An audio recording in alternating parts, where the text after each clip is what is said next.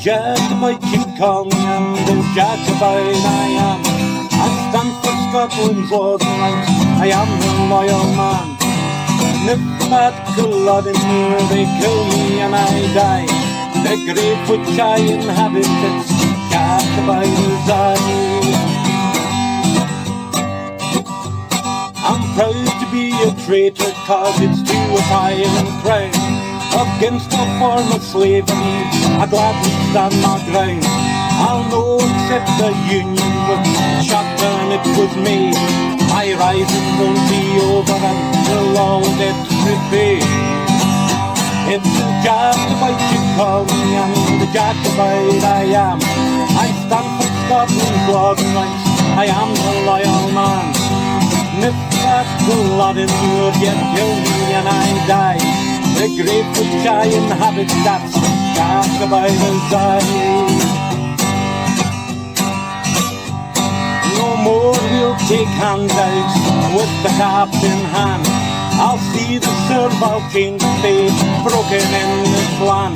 And I'll see my people honoured with the life that they deserve. And I'll fight them with my dying breath, and that you have my word. It's the Jacobite they call me, and the Jacobite I am. I stand for Scotland's laws and rights, I am the loyal man. And if that Culloden moor they kill me and I die, the grave which I inhabit, that's Jacobite as I. There'll be no more clearances, it's them will clear away. No longer am I waiting for a prince over the sea. Now it's in our own hand, our hope and destiny. If you call yourself a Jacobite, come and stand with me. It's the Jacobite they call me, and the Jacobite I am. I stand for Scotland's laws and rights, I am a loyal man. If that Culloden moor you kill me and I die, the grave which I inhabit, that's Jacobite as I.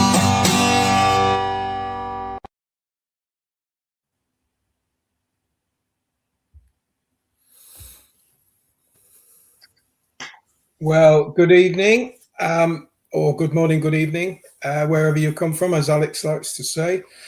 And welcome back if you were watching us this afternoon, or welcome to the Jacobites International. Now tonight we've got Keir again with us, as we had this afternoon, and I'm sure he's going to make a great contribution, as he already is, to the team. So welcome back, Keir, and welcome to all of you.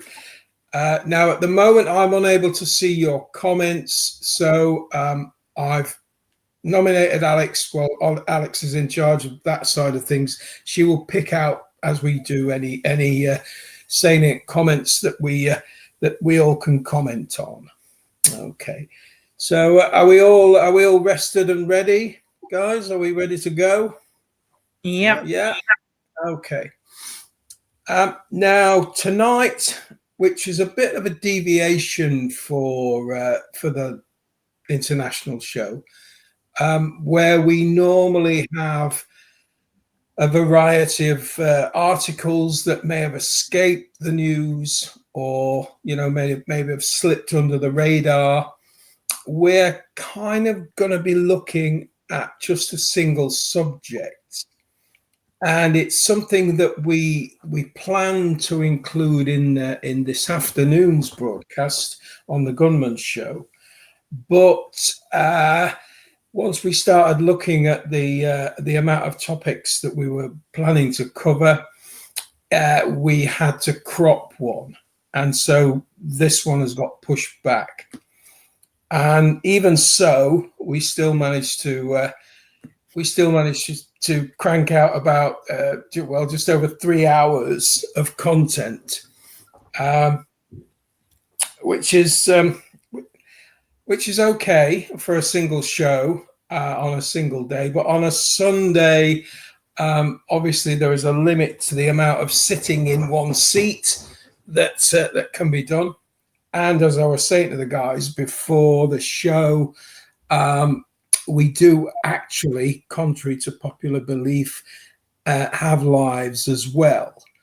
So much as we enjoy doing this, much as we give up our time for nothing, just for the sheer devotion of bringing you this stuff, and all the hours that we put into to researching things and finding out the truth, digging. Well, we still have to get on with the ordinary things, and we do have. Well, in my case, I have my wife who makes her own demands on my time as well. Not that I'm angry about that. It's I've been doing it for a lot of years. So tonight we're going to be looking at the recent Irish protests, and I'm going to actually kick proceedings off, and I'm going to give you a bit of an overview of how the protests started and what the results of it were, and I'm going to do it in one sort of particular way. Okay, so without further ado, let's get the program going. Okay, so let's start off by looking at what you might say is the root cause of the protests in Ireland. Now, Ireland is part of the EU, and it's therefore subject to EU policies, EU rules, EU ideas. And Ireland is also an agricultural country. Around about 10% of its exports are food products, and a large part of that is made up either by beef or milk, which the Irish produce a lot of milk. So around about 10% of its exports are food. And agriculture employs around about 9% of the population.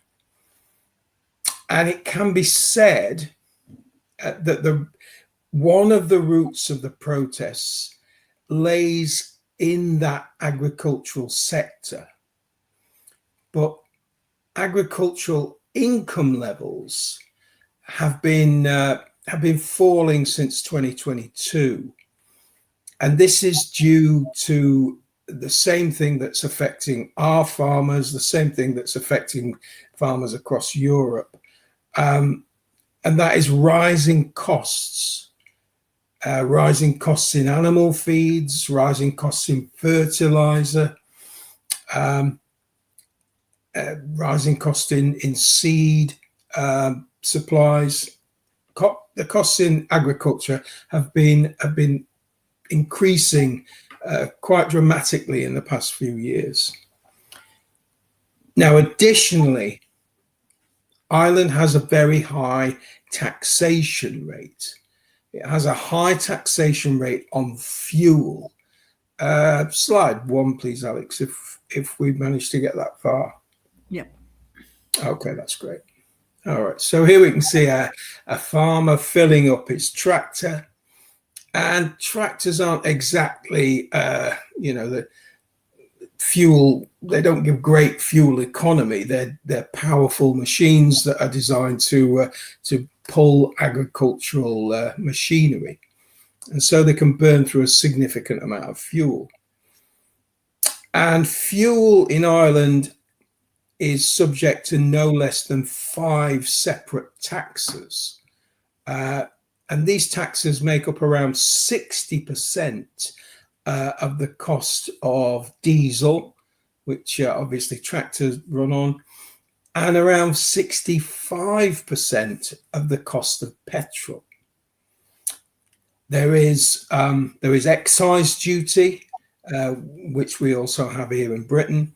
There is something called NORA, which is a tax levied by the National Oil Reserves Agency. There's another levy what's that one called? That one's called, oh yeah, Better Energy. That's it.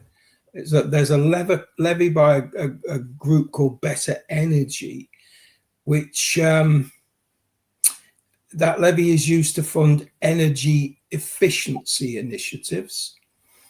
And of course, there's VAT, because like Britain, fuel is charged as a luxury good, not an essential.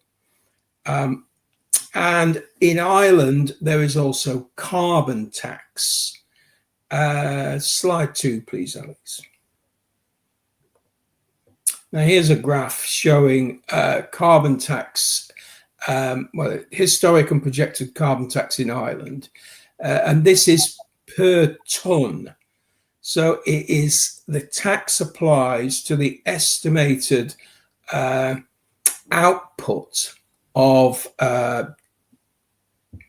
energy in terms, and how much CO2 is expelled by the burning of such things as petrol and diesel and gas. So there is a carbon tax per tonne, and currently, if we look at that chart for 2026, I think we're around about 67, 68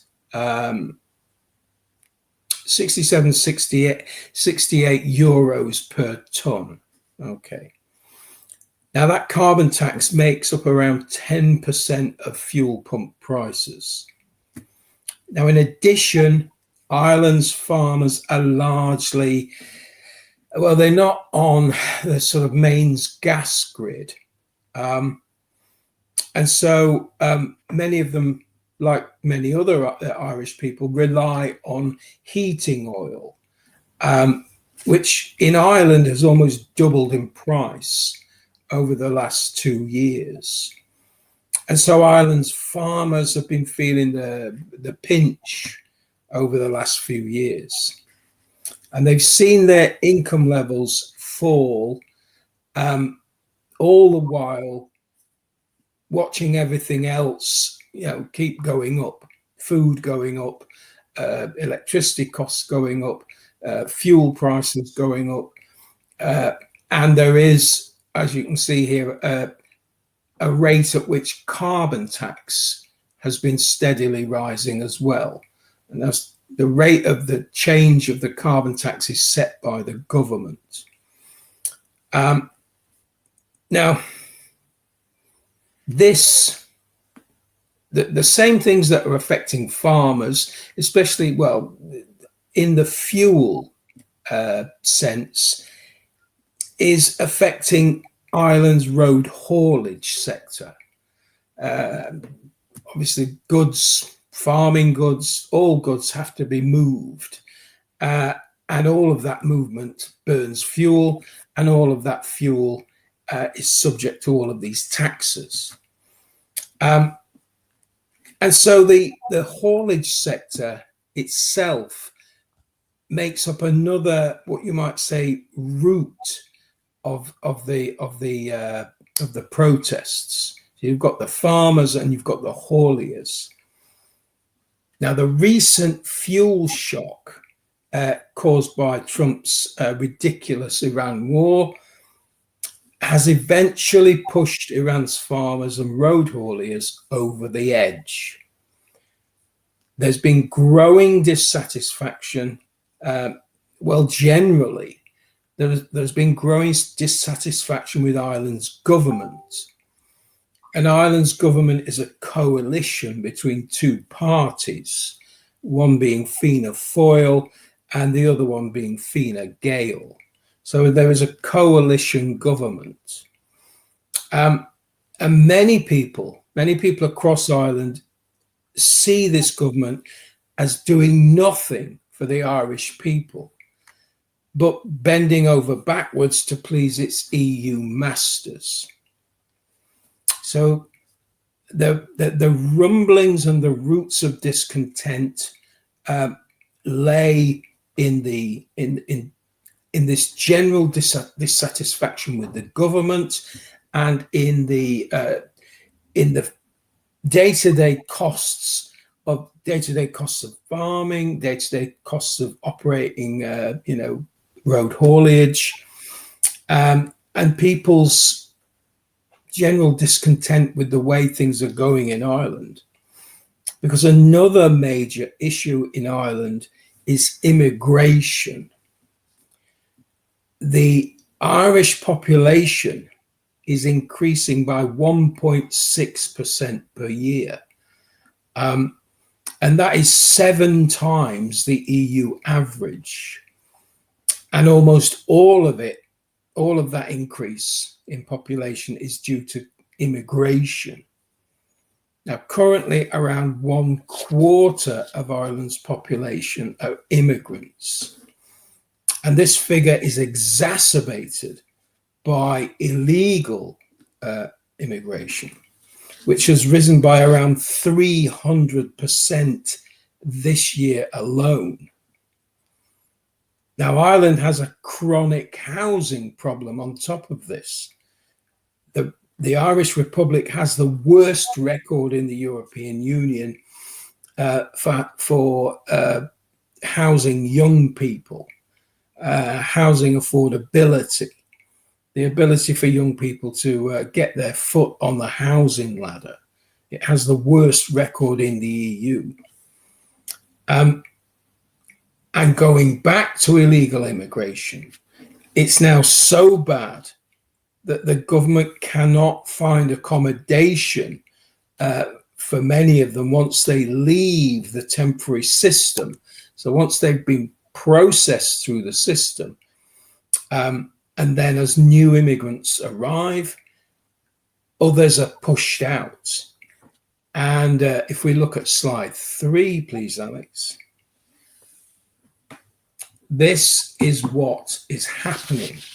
Now, this photograph was taken in 2024 in Dublin, and the immigration problem has got markedly worse since 2024. As I say, it's increased 300% this year. And so many Irish people are very concerned about immigration and illegal immigration at the same time. So that's the kind of background to the current situation. Okay. Now, the government wasn't actually taken by surprise by the farmers' protest. Slide 4, please, Alex. There we go. Now, the farmers had informed the government several weeks in advance of their intention to protest. But what the government didn't expect was that the hauliers would join them. And they didn't expect the vast outpouring of support by ordinary Irish people, many of whom were protesting about the cost of transport and commuting, because Dublin is, especially in Dublin, it's one of those cities, just like London, just like Paris, just like most European capitals, where people cannot afford to live in the capital because of the cost of housing. So many people who work in Dublin, like many people who work in London, or Paris, or Berlin, have to commute daily to get to work. Okay. And it's the cost of that commuting that's been going up and up and up. And also, as just with the farmers, that there's the cost of electricity, the cost of heating oil, as well as this dissatisfaction with the amount of immigration that Ireland has been suffering. Now, the Irish government's response to these protests was not to try and reach a compromise, with the protesters, but to crack down on them.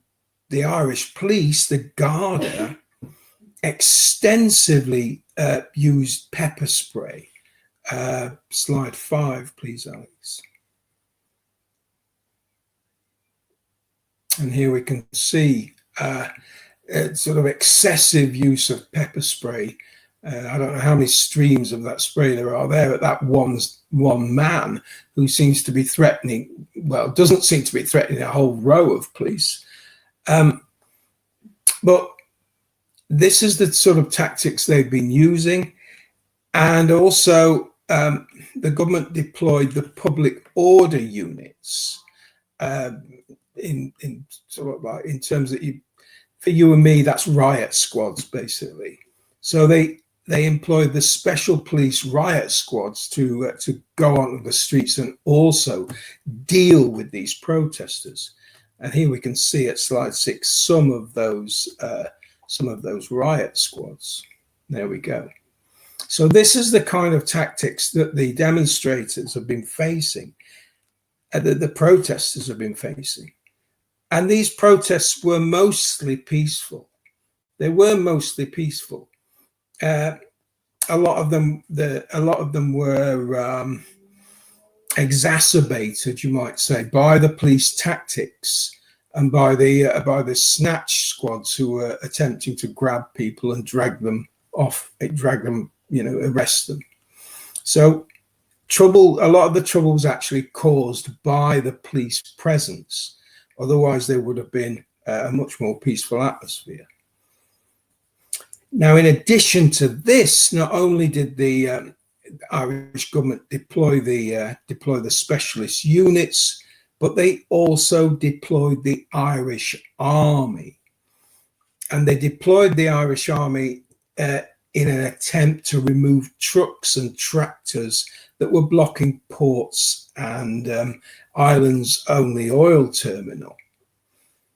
But they didn't have much success, which is a good thing. But still, even while all this was going on, Ireland's Prime Minister, who we can see here at slide 7, this is Michael Martin, and I believe this, from all the sort of golden ornamentation there, I believe this is at the White House. But Michael Martin refused to meet with them. He refused to listen to any of their demands. And all of this basically came to a head in the Dáil, the Ireland's Parliament, when the largest opposition party, Sinn Féin, tabled a motion of no confidence against the government in the midst of a large protest going on outside of the Parliament. Now, the government narrowly won the vote. They narrowly won that motion of confidence. But this appears to have shaken them, to be honest.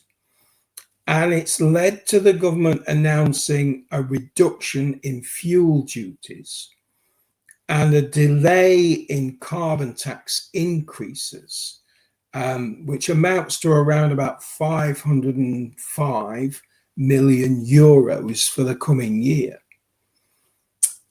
So, looking at this in a positive light, the protests seem to have had the desired effect. And it's shown that ordinary Irish people have the power to shut down the country, and shut down the country in order to make the government listen. Although the Prime Minister has actually remained steadfast in his condemnation, calling the protests illegitimate and dangerous. But nevertheless, that's what he says. But what has resulted from that is part of what the protesters wanted. He's backed down and reduced fuel duty and reduced and put a halt to planned increases to get more carbon taxes. And we were talking about that this afternoon, because these carbon taxes are essentially part of Agenda 2030. They're part of the sort of green tax schemes that seem to raise a lot of money but do no good whatsoever. because carbon taxes are not going to fix the carbon, which isn't a problem, which we pointed out. But really what this shows is that people still have that power to move governments and make them back down, which despite whatever the Prime Minister said is what has happened. There would have been no reduction in fuel duty even during this crisis, just as we've seen in Britain, no reduction in fuel duty, because no one is on the streets protesting, no one is trying to force the government to change course. So we are still being taxed. We don't have the carbon tax, fortunately, but given the state of this government, I would dare say they would try. But let's go back to Ireland. There's still a bubbling undercurrent. There's still a bubbling undercurrent of Irish people angry about what they see as the incomers, the people who they claim are taking over Irish society. And I think we may yet see this kind of protest spark up again if the Irish government does nothing to stem the tide of immigration that has been overwhelming Ireland. All right. So that was my kind of what you might call positive look at what the Irish protests have achieved. And to my mind, they have moved the government. They haven't knocked the government over. They haven't deposed the government. Sinn Féin never managed to do that either. They clung on, and in general, you can say that they may have made concessions, but their overall intentions and their overall loyalty to the European system of doing things has not changed. So it's highly likely that having maybe achieved what you might call a partial victory, the Irish people may take it upon themselves to do this again. We shall see. All right. So that was that kind of my viewpoint in looking at in a kind of positive way. All right. So I don't know, guys. Do you think it is a positive thing? Do you think that this did achieve what the protesters mostly set out to do, or have they been fobbed off, or I don't know. What do you think? What do you think here? Well, I would say it's a victory for the people, the everyday man over in Ireland. Like you said, it shows what can be done if the people unite behind a common cause. I mean, the fuel costs were going through the roof over in Ireland, and they are here as well. And to get any kind of relief for everyday citizens, especially farmers and hauliers that we all depend upon for our food from the field to the shop, is obviously welcome, because that'll keep prices down for people like you and me. So I say well done to the Irish. But I was suddenly shocked by a strange photo. Right. Carry on, kid. Probably looks better.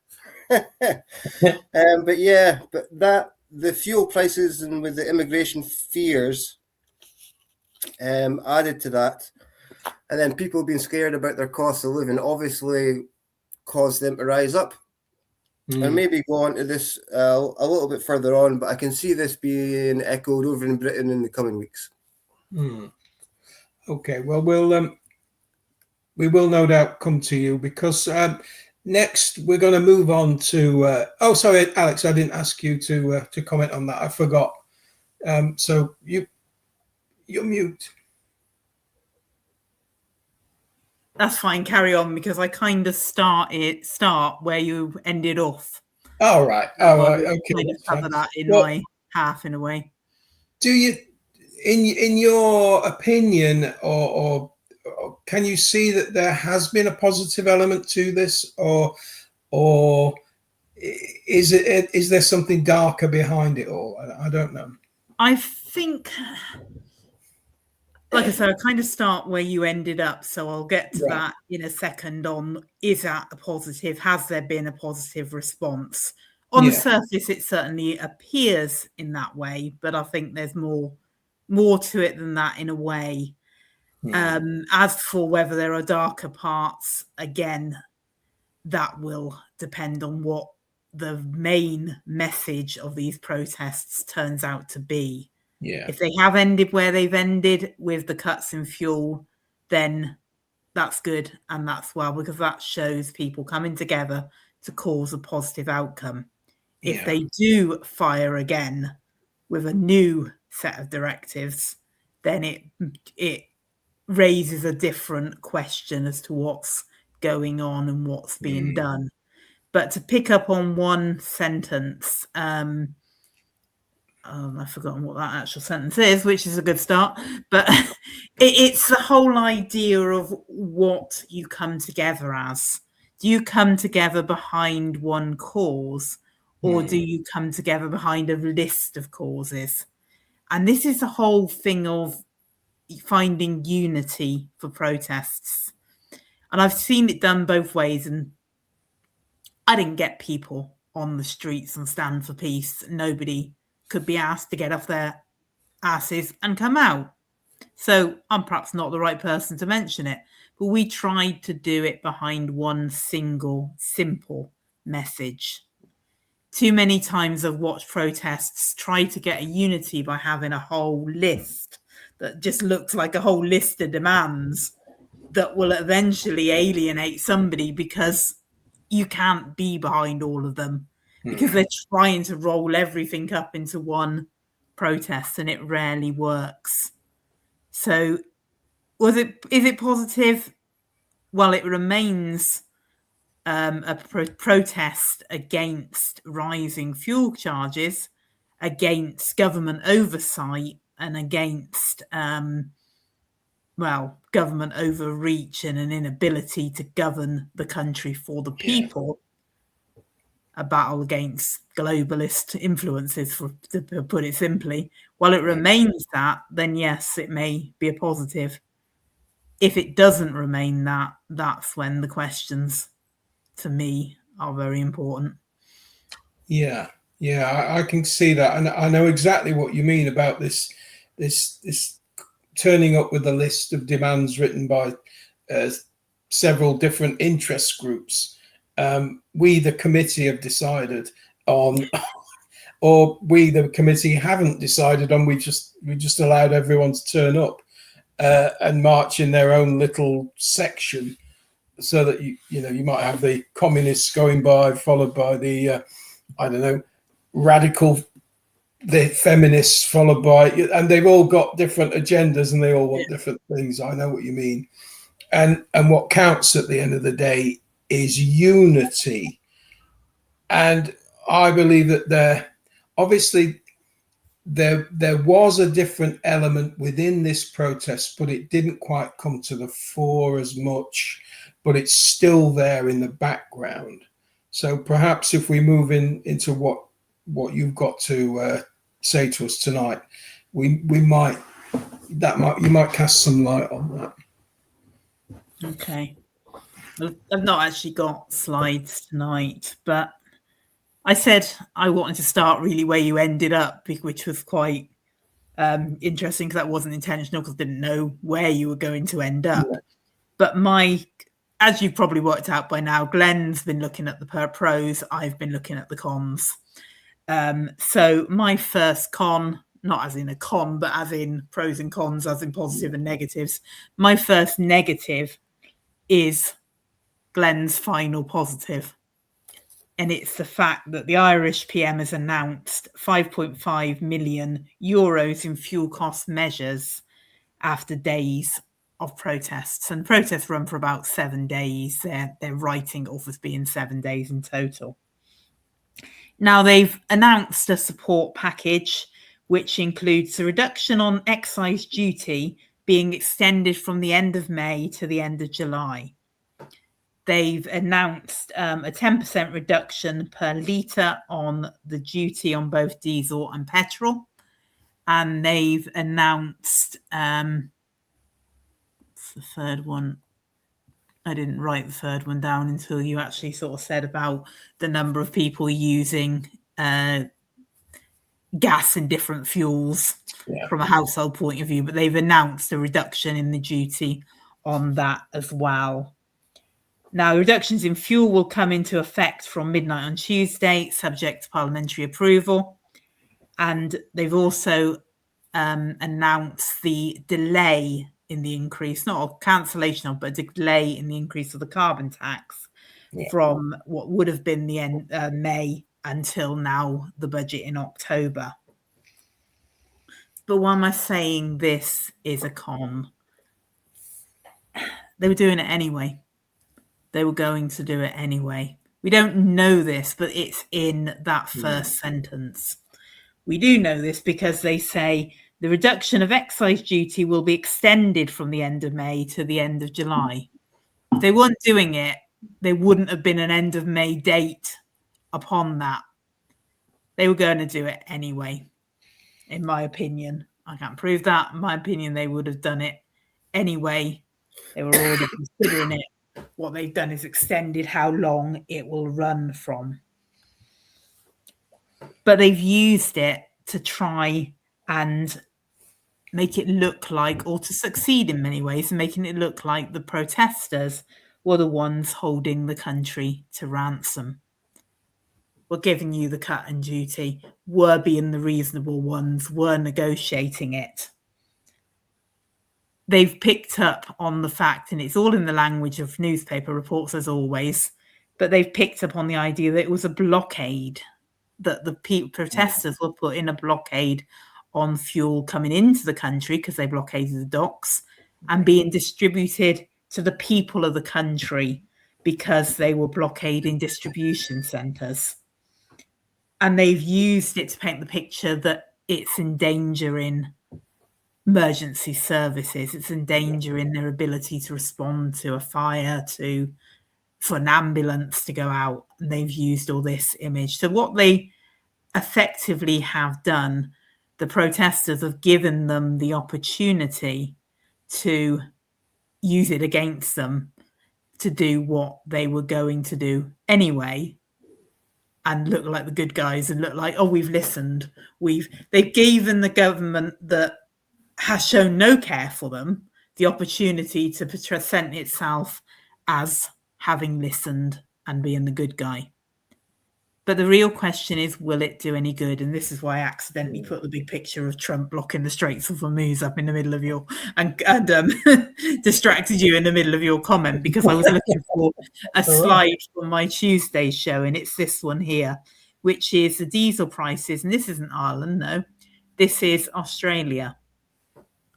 But the red line is what they would have been without their cut in duty. The blue line is what they would be, what they are now. So yes, they are considerably cheaper, still going up again. And ultimately, they're still going to go up again to the same price without a cut in duty. So when they catch back up, when they get further up, you're going to suddenly get a separate hike at now the end of July. So you're going to have the pain twice. So has it helped? Will it help to a certain degree in the meantime? It will be lower than it would be without that cut in duty. But what you are is you're going to have a separate hike at the end of July. And it won't come down because it has come down because of the duty cut. It won't come down so much for other factors. If the oil did start flowing a bit better, if they ease the pressure, I don't know, made a deal with Russia, anything else that eases the pressure will not come down as much, because that's what we're seeing in Australia. You've not seen the deep dip down because you've seen it dip already because of the duties being removed. But that to me is not the biggest con. The biggest con to me, the biggest negative to me, is the hijacking of that cause.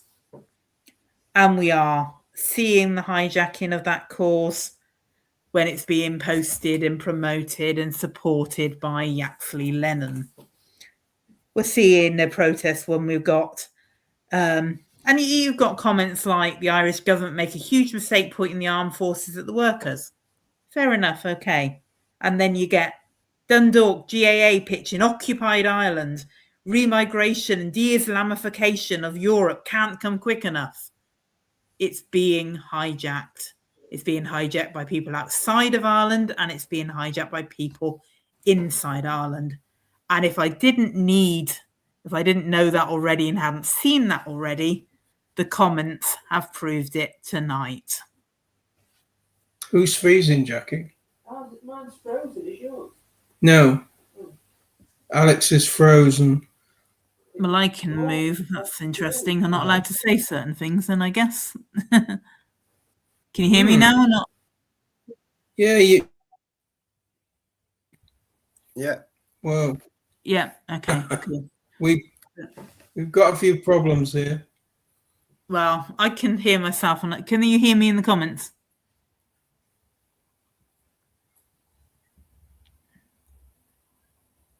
I don't know. I'll carry on anyway, because from my end, Glenn's froze. I think from Glenn's end, I froze. And I think you can hear both of us, can you? Who's I'm fine moving, here. Jackie? Yeah. Ask Jackie if Nobody's she can hear me. moving. Should we all go out and come back in again? Well, I think people can hear us in the comments. Oh, they can hear us? Okay. Yeah. You're frozen from my point of view. Yeah, but I don't think I am. I'm not from the comments. People can hear us. Yeah, and you guys on my screen are both fine. Yeah. Anyway, I'll carry on unless Glenn can't hear me, so cuts me off. I'll carry on in the meantime. But That's like all right. I said, I can hear you now. You can hear me now. Like I said, if I doubted that, I can see it in the comments because it's already been questioned. And this is what we hear a lot. How is Europe doing since the invasion of Islam? I'm over here in America and everything I see looks like they're taking over. Is this true? No, it's not true. It's lies. It's propaganda. It's racism. And it's hate. And it's being painted to you because of the government you've got. It's being painted to you because of the picture they're trying to paint. But no, it's not true. And it's the nonsense going on. It's the whole nonsense that it's an invasion when less than 6.5% of the UK population is Muslim. That's not an invasion. There are more dogs in the UK. Are dogs invading the UK? There are more rabbits in the UK. Are rabbits invading the UK? Are cats invading the UK? And it's being kidnapped and hijacked by these elements, and these elements that are taking that tone. So that is the danger from it. If it sticks about the fuel protest, even if it sticks about the government not caring for their population, because they don't, they're globalist government like everyone else. I'm all for them rebelling against their government. I'm all for them doing something, but it has to be very clear what they are fighting for. And when you've got controlled op already linking it to immigration, spouting the nonsense, spouting the crap, then it has a dangerous side. Has it solved the problem? Have they Have the government kowtowed? No, the government have done what they were going to do anyway, in my opinion. Will it help in the short term? Maybe. In the long term, probably not. And is it a good thing in general?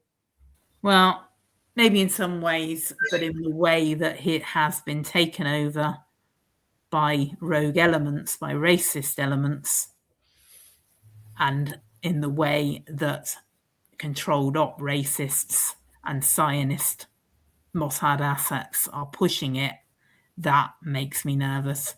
Now, that may be an after event purely to try to mitigate the circumstances, to try and take it down, to try and stop It's happening randomly to everybody.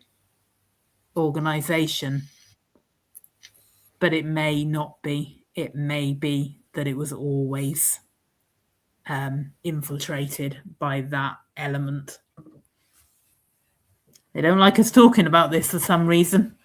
Oddly enough, I'm thinking that what I've just said is not too far from the truth, that it was always meant to be infiltrated, because it's funny that they suddenly started interfering when I started talking about the negatives, and they didn't do any interference on Glenn's positive view of it. It makes me wonder how much this is homegrown and how much this is being used and planned by them. Hopefully Glenn will come back in a minute, because he's leading tonight.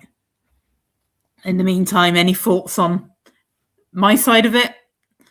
And we basically picked a pro and a con. We've not necessarily saying that Glenn agrees with all the positives and I agree with all the negatives, but that's the two sides we wanted to put. And I should let you talk now, as I just asked you your opinion. So I'll shut up. Yeah, it's fine. It's fine. Obviously, with the positives, I just said before, with the power of the people, that's good. But as usual, any good cause usually does get hijacked by outside actors. You see it all the time for any protest, and it's usually the outside actors that will get put onto the news to paint whatever protest as being a negative. It seems to happen all the time. And this immigration thing that people keep going on about keeps getting pushed in as a narrative on the news to fuel protests and wind people up and get them worried. I mean, I'm not saying there aren't nefarious people out there, but again, as I've mentioned before, maybe we should stop bombing the hell out of their countries and forcing them to leave. You know what I mean? It's such a shame for them. And I do believe it's almost hysteria that gets whipped up in the news, which gets people in a state of fear, which then will lead them into anger, which will then lead them into a protest. And then the original protest many times can be skewed, or the meaning of it is actually lost from the initial beginnings of the actual protest. And it seems, like you said, on the con side, that seems to have happened over the protests in Ireland, which is a shame. Yeah. Okay, we are being mucked around with this one, which is quite interesting. I'm not quite sure which part they don't like, but they certainly seem to be not liking something. Well, we'll give Glenn a chance to get back in a second, but we are about to move on to your take on it. And what we kind of task here with tonight was to look into where it goes from here, what's likely to happen from here. Is that done, dusted, fizzled away? Or is this going to spread to other countries, other areas? Well, the repercussions. So you may as well get on with that while we get Glenn back, hopefully. Sure. So really, where does it go from here? I mean, does anybody really know? With Donald J. Trump calling the shots on bloody Truth Social every 5 minutes. But the facts are that the IMF has already warned the world that there will be jet fuel shortages and diesel shortages for some time to come. 1 in 20 flights across Europe has already been cancelled. And it seems that the protests are spreading beyond the Irish borders. So I don't think it's just going to be localised to Ireland. The farmers in Britain are already meeting to discuss maybe having protests later on in the month. They are already saying that from the protests they had about the inheritance tax earlier last year, I think it was, that they already have a group that's ready to be mobilised should they want to do. And after seeing the success they've had in Ireland, I can't see any other way apart from the fact that they are going to do a protest in Britain before the end of the month, or maybe the start of May, say a week or two, I would say. And so where else is it spread to? It seems there's already been protests in Norway, but also protests have spread over to France, with landscaping firms blocking ring roads around Nantes. Road freight firms have organised protests in Lyon. Even fishermen have been protesting in Corsica. And 1 in 5 petrol stations were out of at least one type of fuel over the Easter weekend. And then also 4 weeks ago, or about a month ago, around 50 trucks protested in Germany. So it seems that it is starting to spread across Europe. Well, obviously with Southern Ireland being European. It's also, there's protests in Northern Ireland as well, which would be the first part of Britain to have these sort of protests. And it looks like that's going to spread to England and move up north to Scotland, like I said, in the next few weeks. And even if they do cut the duty and the fuel cost does go down in the short term, at the moment, we've got Donald Trump saying there's dozens upon dozens of tankers going to America to pick up fuel to take back over to Europe. But as people should know, these tankers move the speed of a bicycle, and it's going to take them about four weeks or over just to get to America.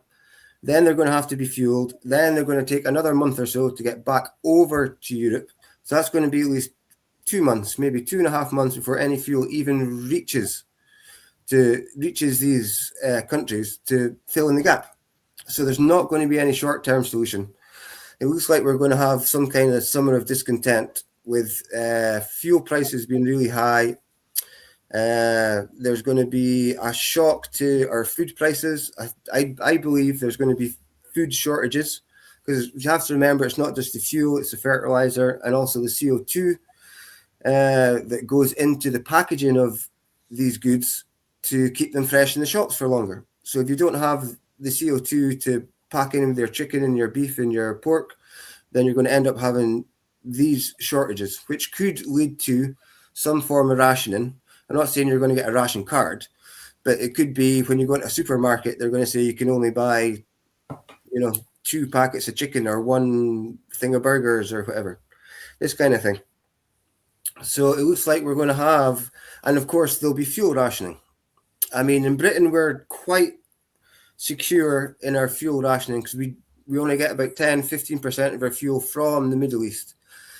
Most of it's from Norway and Africa. But at the same time, we're still going to feel the global shock with the energy prices. Mm. I mean, there's not much we can do about that. I mean, it's already £2 a litre now for diesel. I can just see that still going up. And there doesn't seem to be any short-term solution apart from the end of this war in Iran, which again does not look like it's going to be happening anytime soon.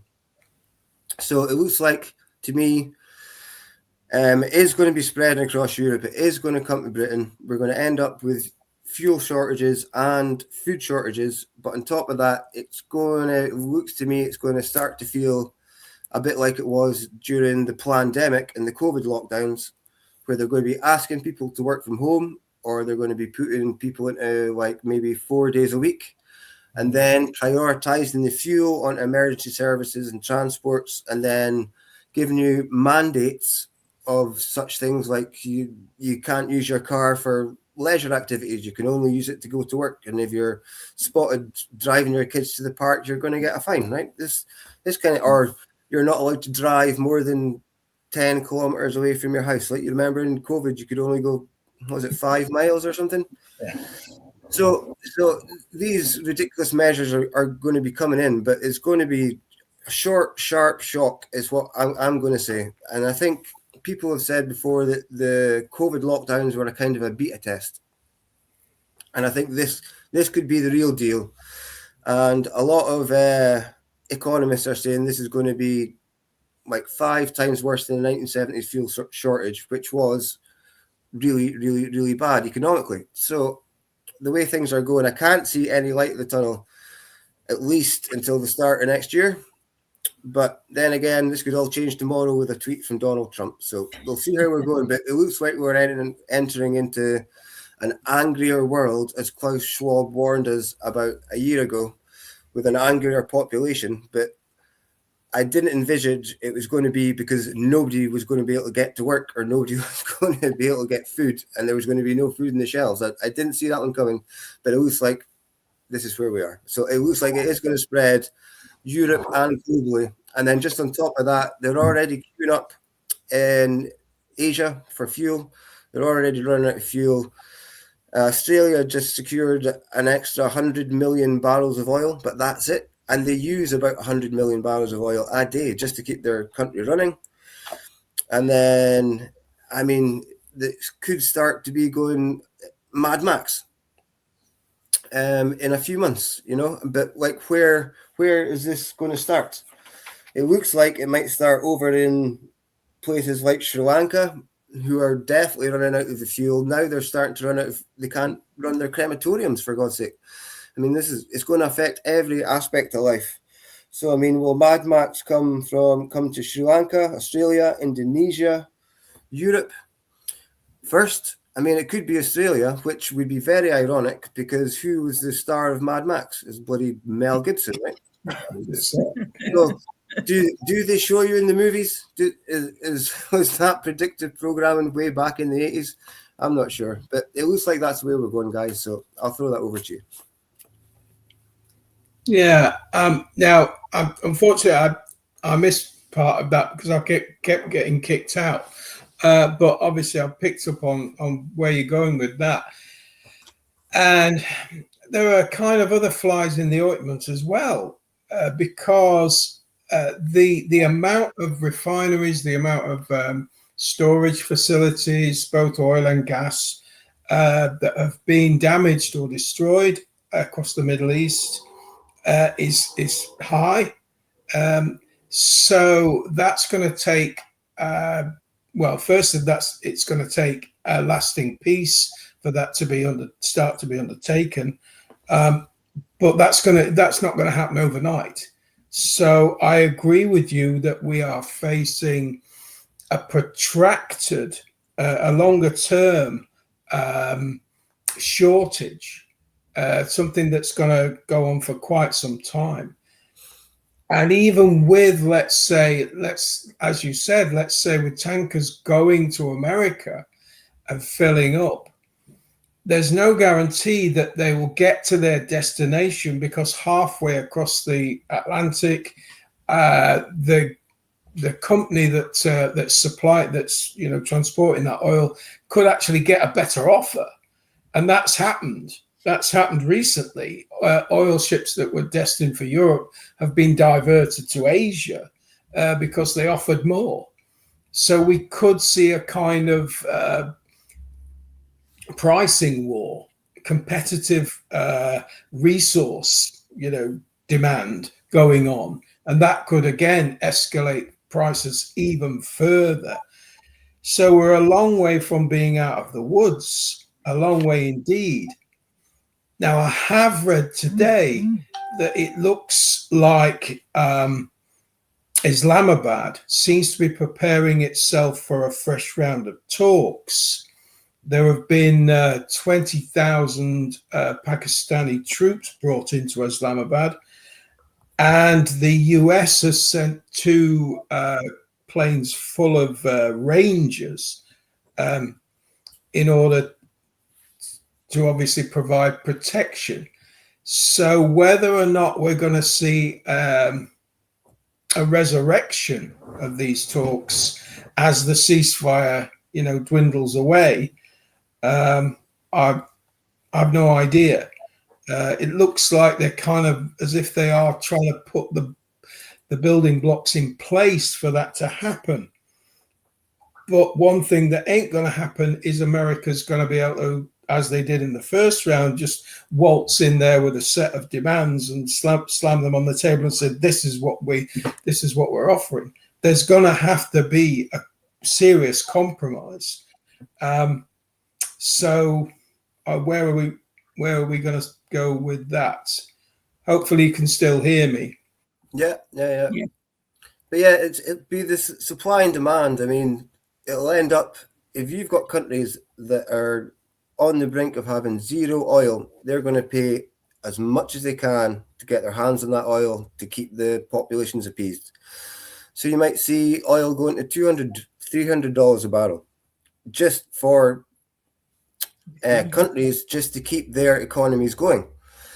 I mean, this shockwaves of this could reverberate for months, if not years. I mean, we know with all the refineries over in the Middle East, etc., they're saying it could take 3, 4, 5 years to get these back online. So I can't see any short-term, unfortunately, any short-term fix to apply, which, well, it should be called a global energy crisis. It's just, and that, I guess that would tie back into the Agenda 30. Maybe is it all planned? Is it not all planned? We'll see. So yeah, I mean, oil could easily skyrocket through the roof, and whoever pays the most is I guess going to get it, right?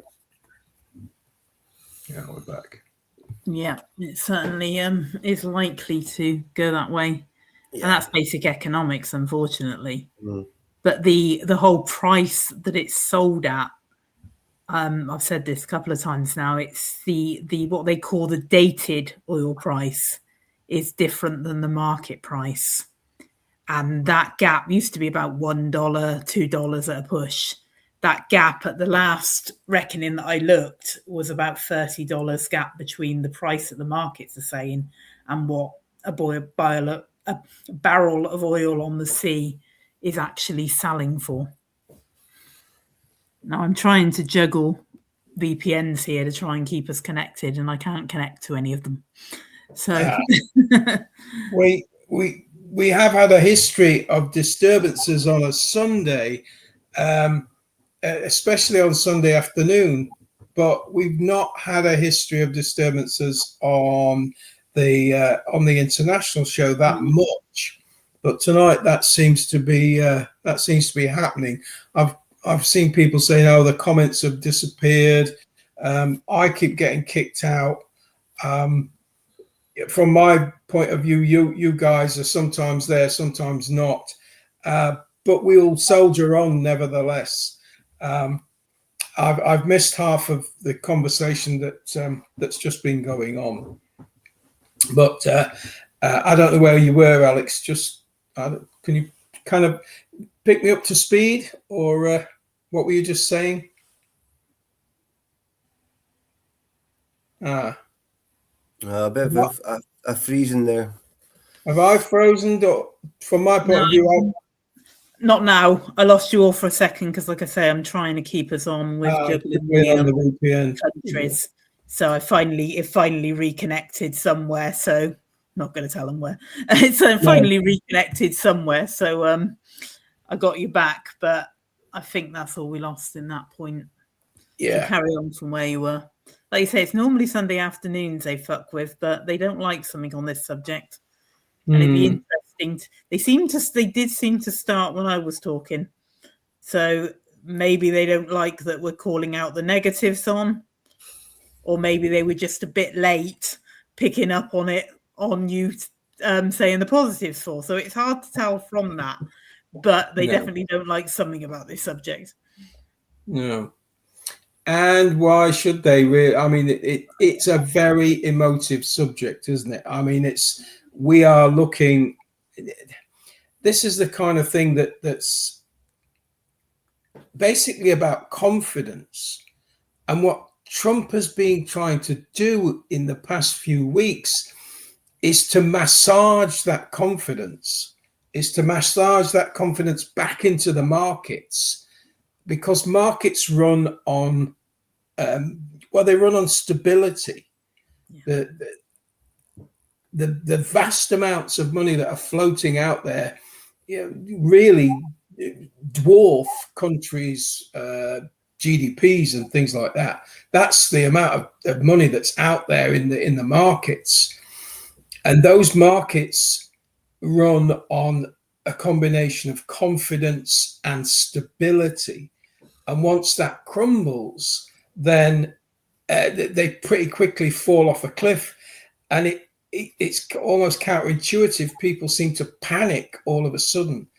Yeah. But they panic because they're dealing with very large sums of investments, and they have a fiduciary responsibility to maintain their investors' profit margins, basically. So you start to see money flying here, there, and everywhere, and people start to sell like crazy. Now, the wise sort of people like Warren Buffett, if you can call Warren Buffett wise, but he's a bit of a beast. But in financial terms, he has been proven himself to be very wise. He always looks for that. He buys at the bottom of the market. And so if the markets bottom out, the only people who are going to benefit from this are the wealthiest, the hedge funds, the people who are in some respects already rigging the markets. We've seen the markets being rigged in terms of gold and silver. That's definitely market interference, because they're doing the opposite to what they should be doing in a crisis. And so that's an obvious manipulation. But these days, insider trading, as we've seen with Trump's family himself, that has become the norm.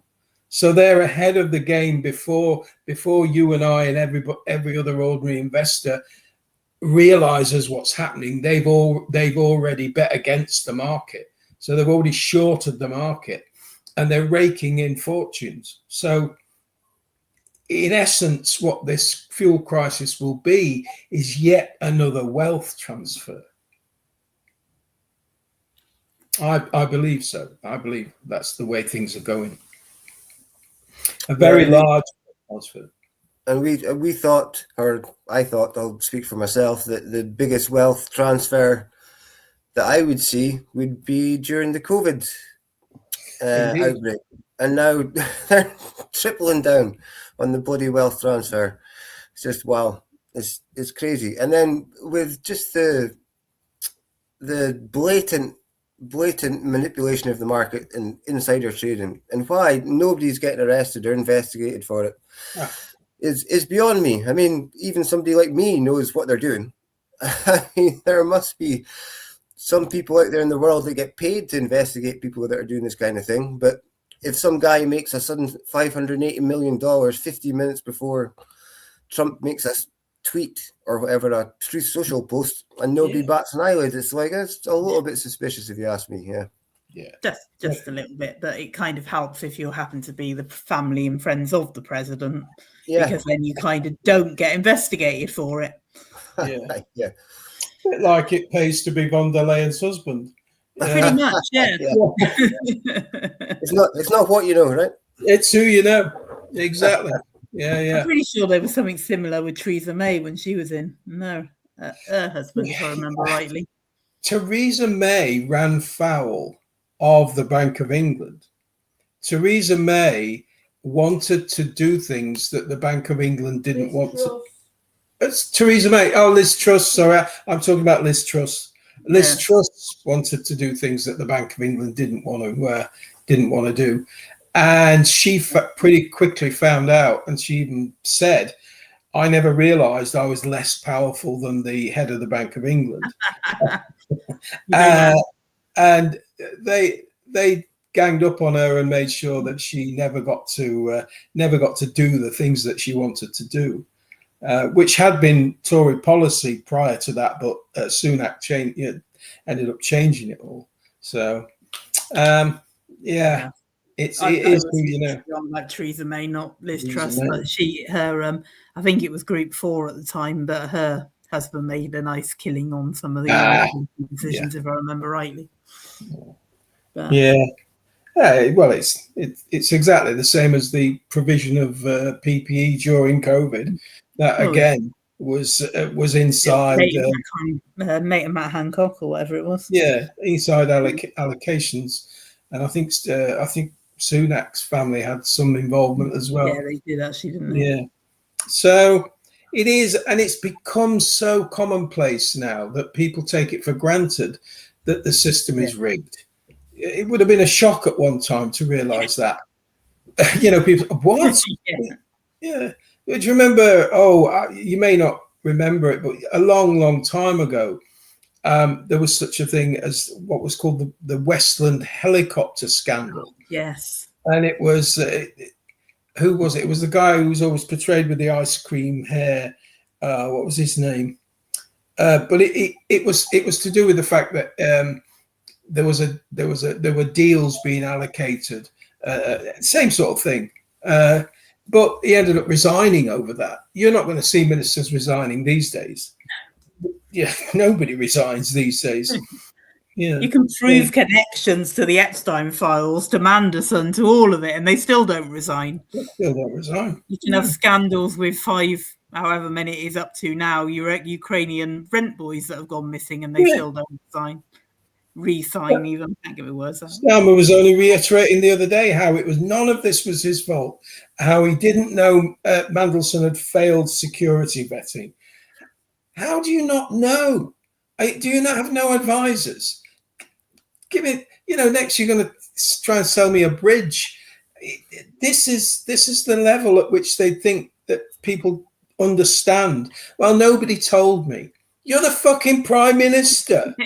Do you know what I mean? You are supposedly the head of the government, and you're there making an appointment, and you don't know that this guy has been, that your own security services have said this guy's dodgy. Don't give me that. Right? It's nonsense. So yeah, it's like I saw a meme. I think it was a meme. A picture of Keir Starmer saying, "I just found out on Tuesday that I'm Prime Minister and nobody told me." I'm shocked and disappointed. Right? Brilliant. I like that. Absolutely brilliant. Well, you should have asked Donald Trump because he knows everything. He's got a direct line to God. Don't take any notice of the Pope. What does he know? What does a Pope know about? What was it? What was it? I can't remember what he said about him. I don't know, but I think he said he doesn't know anything about the Bible at one point. Theology. J.D. Vance said the Pope shouldn't be talking about theology. That's his bloody job. Just a little bit. That's what the Pope does. It's J.D. Vance going against the United States, apparently. Yeah, you can't say that. Yeah, we are as much anointed by God as the Israelis are. How dare you criticize us? So absolutely no anointing at all, then, basically. Dear. I don't know. I'm not a despairing person, but if I was, I'd be in despair. But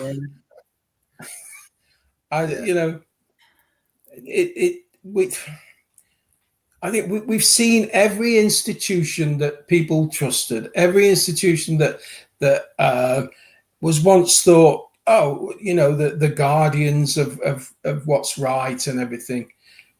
All of that has gone. All of the trust in any institution, in governments, in financial institutions, in multinational bodies, it's all gone. It's all evaporated. And I very much believe, strangely enough, that you were talking about all of this spreading and the troubles that we're having in farmers spreading bloody milk and manure and having bonfires in Belgium and things like that. I'm almost convinced that this is planned. This is the planned destruction of our system, and I believe Trump is part of that plan.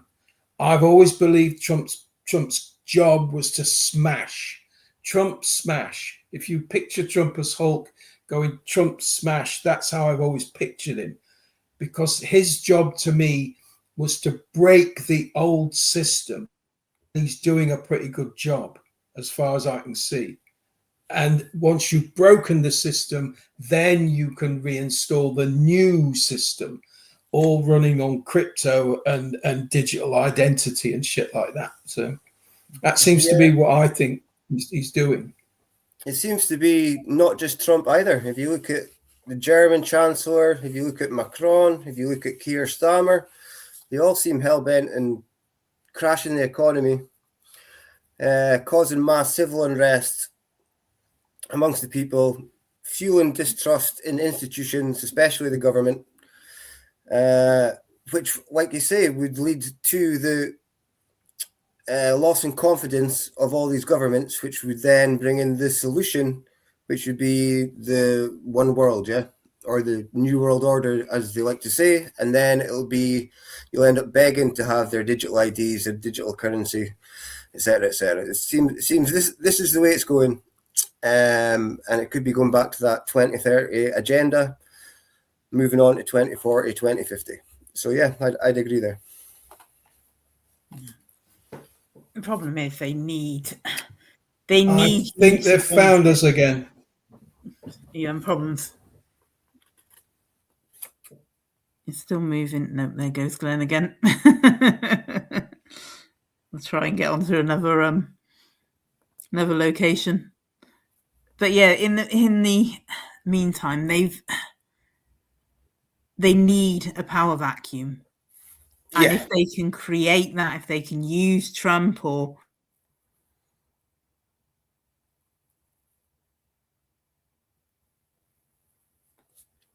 they could quite easily be using Trump for this reason. And of course, the longer this war in Iran drags on, the worse it's going to get, the more unrest it's going to get. And Iran's already warned the US if they continue to blockade their ports, they're going to shut down the Gulf of Oman in the Red Sea. And that'll add another 10 to 15% to the global crisis. So, it just seems to be a spinning wheel going faster and faster at the moment. Did you manage to get back in there, Glenn? Yeah, I am back in. I can't see Alex. I can see you, Kia. I think that for tonight they've decided I'm the new Ian, and they're gonna victimize me instead, in the absence of having Ian to pick on. So that's because Ian's their favourite target, and obviously with no Ian around, they've got to pick on someone. But nevertheless, we're soldiering on, and we do have Alex fiddling away in the background there, keeping us on air as far as I can tell. So yeah, I believe we still are. Yeah, we are. I think you can hear me again now. Am I back? Yeah, you're back. Yeah. I'm getting your connection is not thingy. Something's slowing down your connection. Try moving closer to your router. I'm in the same distance from my router that I've always been. Yeah, I don't know. No, I don't think the suggestions are. They're very generic, aren't they? So yeah. Rather than being, I'm not sure we are being specifically targeted, or whether it's some atmospheric glitch, or I don't know, a nuclear weapon's just been exploded over Iran, so that's affecting it. Don't even joke about it. No, I'm not. My prediction was tonight, before Monday, but we'll see. I've been wrong many times. Yeah, I mean, we've got another. I think we're up to about 50,000 troops now. Yes. 50,000 being in the theatre, basically. So either they're there for a reason, they're either a bargaining chip, they're either there for effect or they're there to be used. It's either one or the other. And as you said, that depends on what the next thought out of Trump's head is. So pretty much whether we go for full-on invasion or whether it's just some kind of weight on the table, as it were. So I don't know, but it's perfectly possible that but this time tomorrow there could be the start of a ground invasion, or Trump's decided to bomb every city in Iran again, or God knows. But in terms now, I had a theory which I expounded on, I can't remember which show it was, and that was it's partially to do with this Trump smash thing, that I believe that Trump and the forces that are behind him believe that in order to make America great again, you have to make everybody else weak again. And that seems to me almost as if that's a playbook. If we ensure that the people can't get their oil, if we ensure people can't get their fertilizer, their gas, liquefied natural gas, then they're going to have to either turn to us or they're going to have to turn to the Russians. And those that have pissed the Russians off and said, no, we're not going to buy from you, not now, not ever, we have no choice. Or a lot of countries don't have a choice. I think we're perhaps a little bit more flexible in UK, but whatever happens to the global oil price will happen to our oil prices, because the companies that trade it at the global price. So it really doesn't make a difference price wise. All it makes a difference in is supply wise. We might have slightly more security in supply unless somebody makes them a better offer. I mean, it's a market at the end of the day. It might be more profitable to stick it in tankers and take it to India or wherever. So I don't know, but we are going to, exactly as you said, I believe we're in for a summer of discontent, at least a summer of discontent. God only knows if this goes into winter. If we're still in this position next winter and fuel prices are through the ceiling, if they're in the stratosphere, then I believe that people are going to start dying. People are either going to freeze in their own homes, or they're just going to say, fuck it, I'm putting the gas on, I don't care. And they can, in fact, that's what I would do. If I couldn't afford my energy, and the choice was between keeping warm or shivering in the cold and dark, I'd put it on. I'd say, come and find me, come and get the money off me. What can you do? So that's my advice. Not my advice. That's what I would do. This might be what happens. There might be mass non-compliance when it gets to the winter, and nobody can afford to fuel their cars, nobody can afford the food, nobody can afford to heat their homes, and everyone's just like, fuck it, I'm heating my homes and we're not paying. Yeah. Then what are the energy companies going to do? And the government? Yeah. It depends if you've got a smart meter, they turn you off. Yeah. But I don't have a smart meter for them to turn me off, but then I can't not pay anyway because I'm pay as you go. So I've got to top it up first, so I'm fucked. Yeah. You're damned one way or the other, aren't you? Many ways of getting heating that don't involve the gas. But yeah. Nah. God only knows. God only It knows. will be, the vulnerable parts of society will be at serious risk. They already were when they cut the heating allowance. Yeah. They already cut that, having calculated how many people would die from the cut. And did it anyway. Did it anyway, exactly. And they will do exactly the same. They won't talk if they decide they're not going to talk to Russia. If they decide they're not going to buy from anybody else, they'll do it anyway. And woe betide if you can't get your gas. So be it. They don't care. So I wonder what part of some guys like you and me are, and how many extremely vulnerable people will die. Well, it's going to be about this percentage. Oh, that's fine. We can handle that. So we're expendable, basically. Yeah, expendable carbon units. Yeah, we always were. We were always the carbon they want to reduce. Yeah. What's the few deaths? Yeah, and useless food What's eaters. A few deaths? What's a few thousand deaths? You know. Yeah, I very well remember that when this is in relation to the M1 motorway.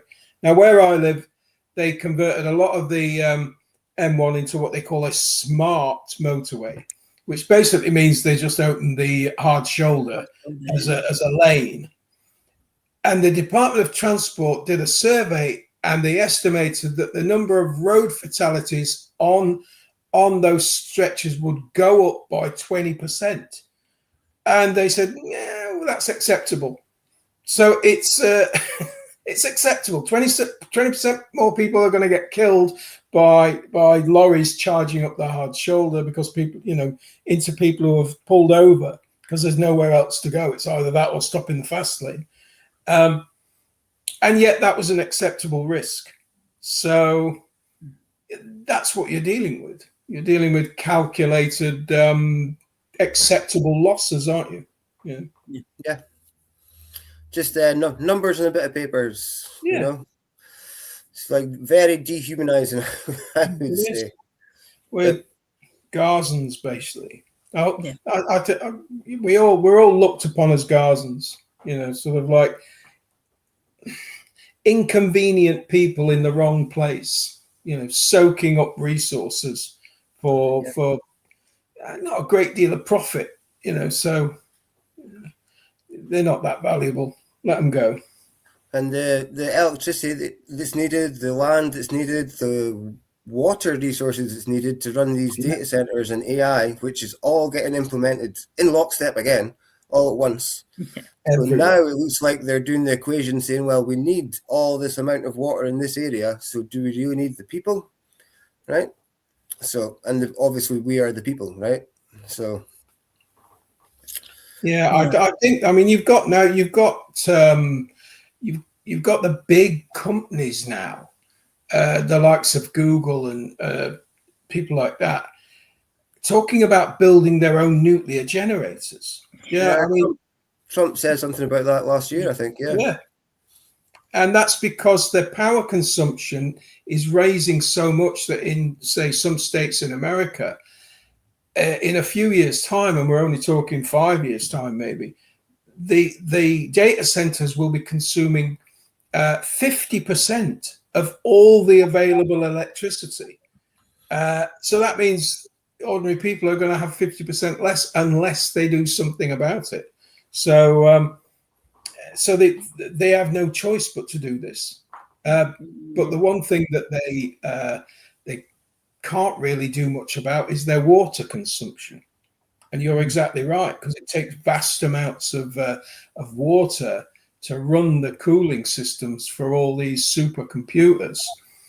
And strangely enough, I was talking about Alaska. Now, Alaska has 2 million lakes, but yet they're putting all the data centers near to the urban centers, for access, basically. And they're already impacting Alaska's water. They're already having water shortages, and it's being caused by data centers. Yeah.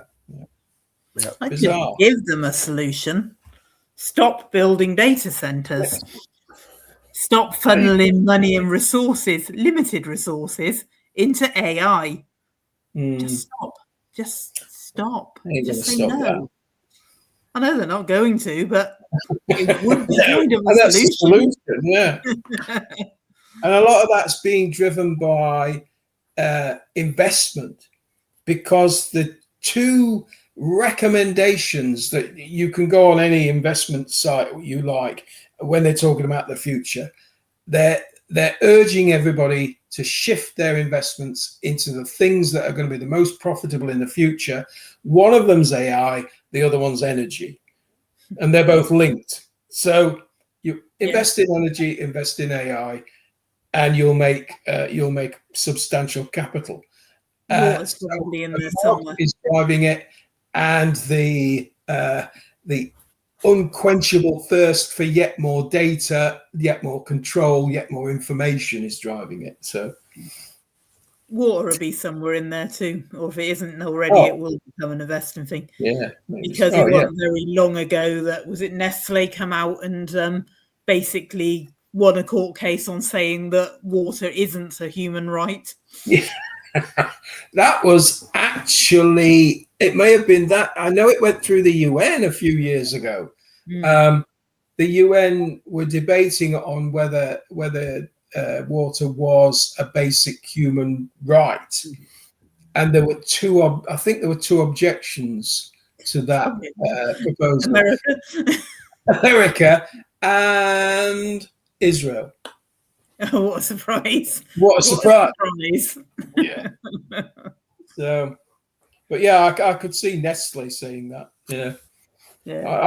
I talked about the other day how in Guatemala, and this was going back in the 50s, the United Fruit Company actually caused a military coup in order to hang on to their fruit plantations. So that's the power of these people. I didn't know that was kind of where the name of the thing Banana Republic came from. That was the Banana Republic came from Guatemala, because it was bananas were its main export, and a great quantity of those were controlled by the United Fruit Company, and it did not want to see its bottom line affected, so it effectively overthrew the Guatemalan government in a military coup, in which the US Air Force and the US Navy helped to do it. So these people have a lot of power. It's funny, really, because we've always I've kind of almost thought in a way that the whole alliance of NGOs, of corporations with government is a new thing. But when you really think about it, when you think of things like that, when you think of things like the East India Company, when you think going back in history, there's always been a lot of power in corporations. There's always been a lot of power in trade, in commerce, in the mercantile class. Yeah, I mean, for a long time, the British Empire was the East India Company. They were the British Empire. They had a bigger navy than Britain did. Yeah, they were the power. And it wasn't until sort of like halfway through that the British government started to realize, hang on, we've got this bunch of people who are actually running their own army, they're running their own navy, they're running countries. Isn't that our job? Aren't we the colonialists? And so they started to crack down on them and change the rules, and the East India Company lost a lot of its power. But private corporations, and I thoroughly believe that we're moving back into that era. We're not only moving back into the era of imperialist power blocks, but we may also be moving into an era where large companies gain significant power. They already have significant power over governments, but they might even gain significant power in their own right. So we could be looking at, I don't know, the United States of Google, or whatever. That kind of idea that Google are running the country, or just like Israel run the country right now. So yeah, it's the funny. USA. Yeah, been saying for a while that we're not really moving to a new world order. We're moving back to an old world order, maybe Yeah. even an ancient world order, an ancient Mm. regime. We're moving back to Feudalism. feudalism. Yeah, we are moving back to feudalism. Could be. Mm. Yeah. Certainly feels that way, which for a lot of people is a very nice arrangement. Yeah, I mean, If you're a feudal lord, yeah. yeah, very Not so nice. much feudal serfs. No, not so much. But I mean, and the irony is that you know this, and we've talked about it, that the conditions that serfs lived under in the Middle Ages weren't actually that bad compared to the ordinary working lives of people today. They actually worked less hours and had more holidays. So they, even though it wasn't pleasant and life was fairly short for everyone, at least you got a lot of holidays. Even though you couldn't leave your own town because you'd be whipped back. There was a tradition called whipping back. So if you were caught outside of your lord's estate in a place in another town or on someone else's estate, the lord of that estate had the right to whip you all the way back to your own owner, basically. Mm. So it was like a 15-minute city, only done medieval style. It was just a way to say. So if you get caught in someone else's 15-minute city, you're going to get whipped back to your slum, right? Get back. Don't guarantee you won't be, is all I'm going to say. Yeah. I'm not convinced. We have British politicians suggesting reintroducing the death penalty. We have just had the Israeli Knesset apartheid manner reintroduce the death penalty. Who's to say corporate punishment isn't far behind it? Yeah. Even apartheid South Africa never had the death penalty just for black people alone. Well, yeah. Whereas Israel's gone one step further and specialized in having it only for Palestinians, which is, clearly proves that they are Nazis. They're beyond Nazis. They're next generation. That sounds like a program. Nazis, the next generation. Yeah. Well, to put it this way, considering the only maybe not the only state, but the only fucking country that has an openly Nazi army battalion is the one that's just introduced anti-Semitic. Yeah. If you needed any more evidence that they're one and the same thing. Obviously doesn't apply to the Azov Brigade. No. They've got an exception. Yeah. The irony. It is. But it's pretty much like I was outlining this afternoon. You've now got 40 states in the United States where it is basically illegal to criticize Israel. And it's not only, it's classed as anti-Semitism to say bad things about the Israeli government. So we're already moving down that route. I believe it's we need to smash the power of Israel. That's I think the greatest service that anyone could do for this world is to break the stranglehold that Israel has got through the Epstein files, through the corruption, through AIPAC, through all the bodies that it controls, that have given it the right to do whatever it likes, whenever it likes, to whomever it likes. We need to break that. The world needs to stand up against Israel. That's my opinion. It seems it's kind of going that way because prominent politicians across the world are starting to come out and actually raise their voice and saying that this is a genocide to the Palestinian people. I mean, you've got politicians in Asia, like Japan, Korea.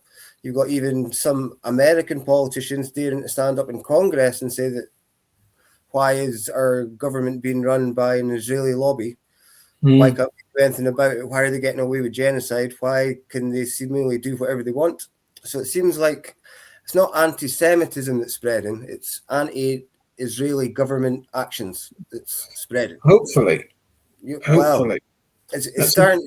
It seems like it's starting to be picked up across the world, and people are daring to come out and say, "Look, I'm not a Nazi. I just don't appreciate any government in the world decimating any population." Right?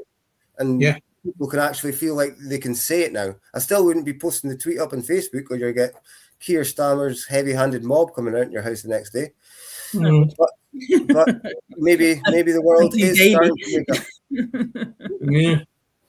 Now, as we were talking about this afternoon, we were talking about the Palestine action. Yeah. What doesn't get mentioned much is that there are actually some of the people who were arrested early on when they first started holding up cardboard signs.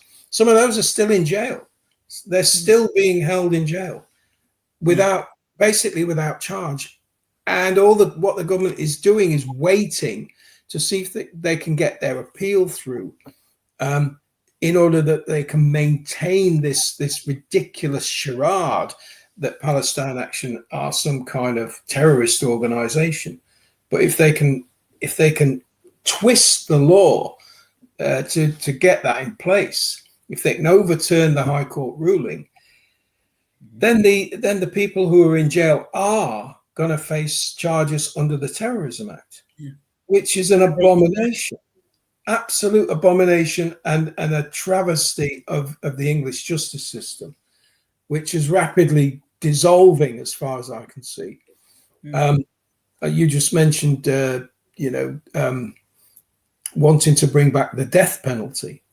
Well, so we bring back the death penalty, and at the same time we abolish trial by jury. And the upshot of that is you appear in front of a judge and he said, "Yeah, you're guilty. I sentence you to death." That is pure tyranny. That is pure tyranny. All that is. We take away trial by jury. We take away the not proven verdict. That should have been extended. That should have gone the other way. That should have gone the other way. If they didn't like the disparity between the justice systems, that should have been exported to England. Absolutely. There is value in that. I always saw value in that verdict. They're attacking Scottish law, that's for sure. Yeah, because Scottish law, in a lot of ways, is much fairer. Yeah. It's much closer to natural law. Whereas I think over the years, British law, English law, has been perverted to a far greater extent than Scottish law. Yeah.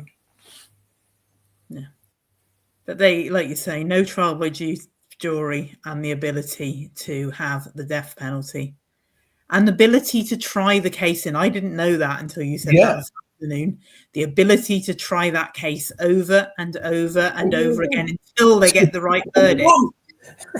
and imagine doing that when you have brought back in the death penalty for a terrorist case over and over and over again. While they're walking free or while they're not being killed. You can't try it over and over and over again once they've been convicted if you've executed them, can you? No, exactly. You can, but you can't bring them back. No, you can find them not guilty post-mortem. Yeah.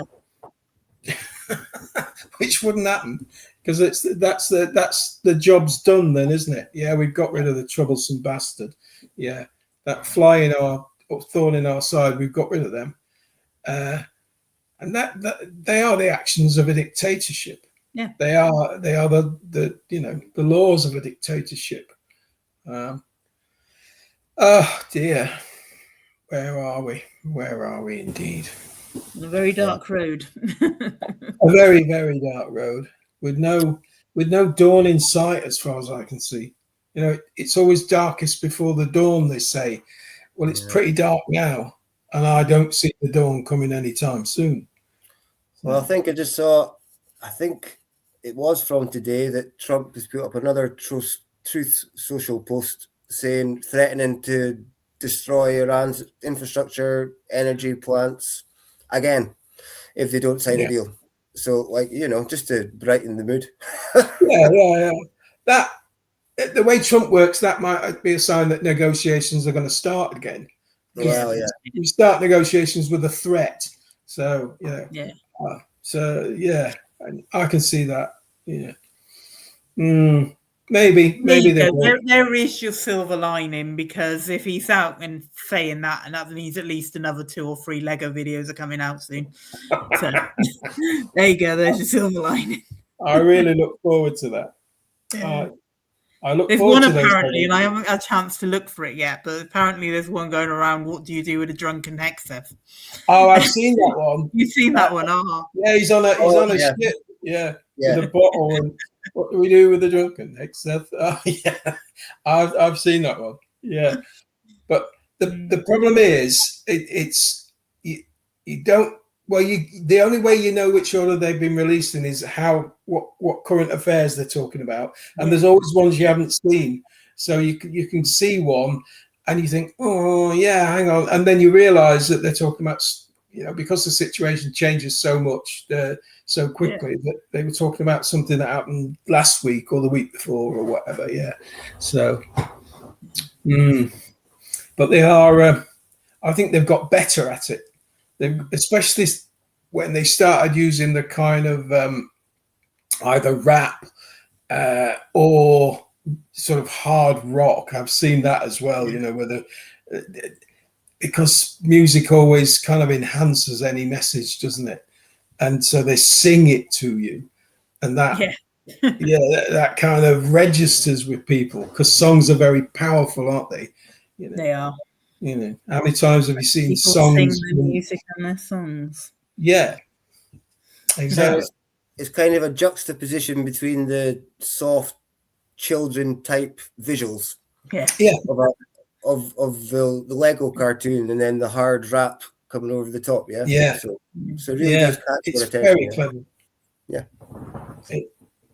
Whoever thought of that idea was a bloody genius, because it's acceptable across the world. Everybody knows Lego. Everybody, and the Lego movies were all translated into every language on earth. So everybody knows Lego characters, and to pick that as the vehicle for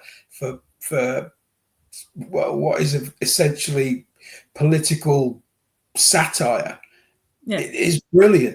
Absolutely brilliant idea. But it's not.